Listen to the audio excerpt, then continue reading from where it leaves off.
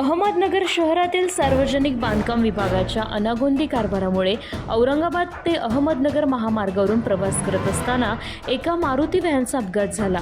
महामार्गावरून वाहन चालवत असताना पूर्ण अंधार असल्यानं महामार्गावरील डिवायडरला कार धडकून हा अपघात झाला आहे।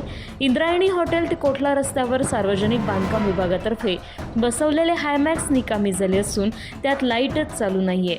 तसेच हे हायमॅक्स कायमस्वरूपी बंद असल्यामुळे दररोज या महामार्गावर अपघात घडत आहेत। महामार्गावरील पथदिवे सुरू करण्यात यावे या मागणी अनेक वेळा सार्वजनिक बांधकाम विभागाकडे करण्यात आली आहे, मात्र सार्वजनिक बांधकाम विभाग जाणीवपूर्वक याकडे दुर्लक्ष करत असल्याचं दिसून येत आहे। काल रात्री घडलेल्या या अपघातात सुदैवानं कुठल्याही प्रकारची जीवितहानी झालेली नाही, मात्र अहमदनगर शहरातील सार्वजनिक विभाग मोठी दुर्घटना घडण्याची वाट पाहत आहे की काय, असा प्रश्न सर्वसामान्यांमधून व्यक्त केला जातोय।